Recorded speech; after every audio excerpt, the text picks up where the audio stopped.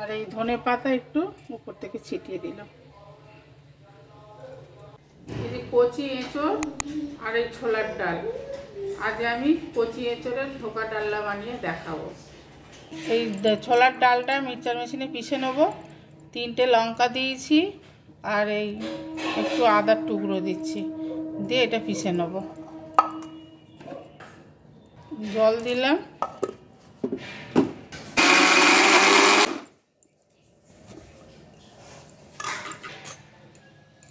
এই যে আমার ডালটা সব পেশা হয়ে গেছে। এই যে আমার এঁচোড়টা কাটা হয়ে গেছে, এবার একটু সিদ্ধ করে ভাবিয়ে নেব, নিয়ে এটাকে পিষে নেব মিক্সচার মেশিনে। প্রেসারটা বসিয়ে এঁচোড়টা দিয়ে তাতে একটু হলুদ দিলাম, লবণ দিলাম, চাপা দিয়ে একটু ভাবিয়ে নেব। এই যে আমার ভাবানো হয়ে গেছে, ঝাঁঝরিতে ঢেলে দিয়েছি। এই যে এঁচোড়টা পিষে নেব। যে এঁচোড়টা পিষে নিলাম, আঁকিটা দেবো এতে। যে পুরো এঁচোড়টা আমার বাটা হয়ে গেছে। তেল ঢেলে দিলাম, যে কালা জিরে দিয়ে দিলাম, শুকনো লঙ্কা দিয়ে দিলাম,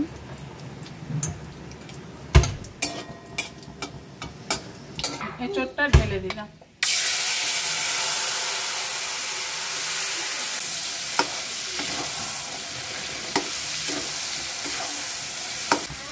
এটা নুন দিলাম। এটা একটু ভাজা ভাজা হয়ে গেলে, গন্ধ বেরলে তারপর ডাল বাটাটা দেবো। হলুদ দিলাম।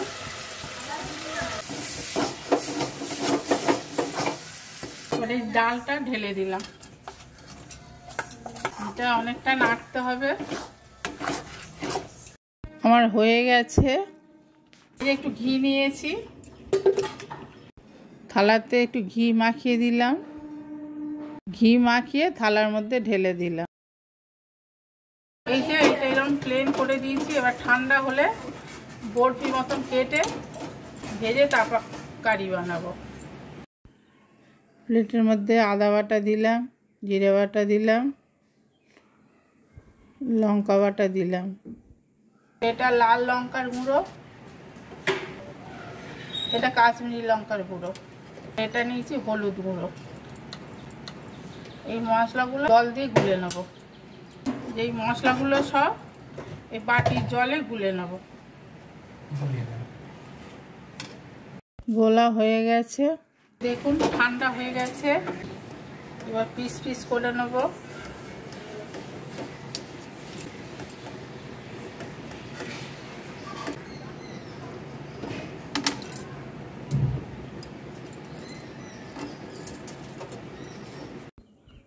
দেখুন আমার পিস পিস করা হয়ে গেছে বরফির আকারে।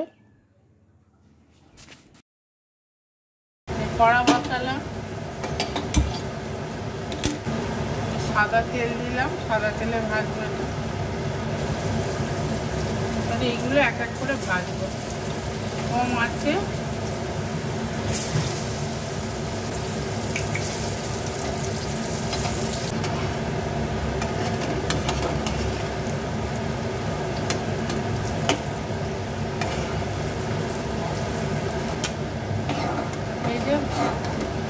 এরকম ভাজা হয়েছে দেখুন। আর একবার দিয়ে দিলাম।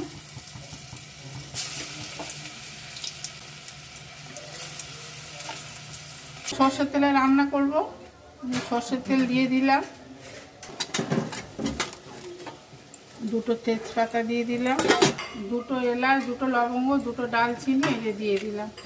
দিয়ে একটু নাড়বো। পেঁয়াজ দিয়ে দিলাম।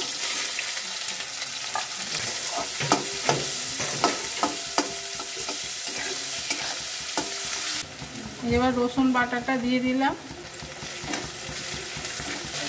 ভাজা হয়ে গেছে। এবার এই যে টমেটোটা দিয়ে দিলাম।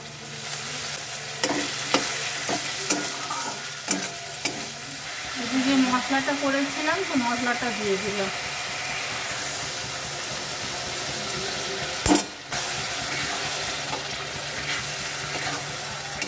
এবার ভালো করে ভাজবো মশলাটা। যতক্ষণ না তেল বেরোচ্ছে এটা ভালো করে নাড়ব। জল দিয়ে দিলাম একটু, যেটা নাড়তে থাকবো। এই গরম জল ঢেলে দিচ্ছি। এই বড়াগুলো তুলে দিচ্ছি।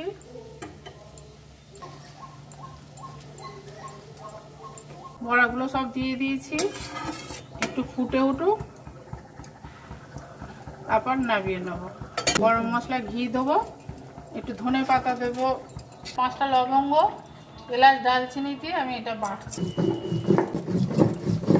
আমি গ্যাস নিভিয়ে দিলাম। এই যে 1 চামচ ঘি দিলাম, এই বাটা গরম মশলা দিয়ে দিলাম,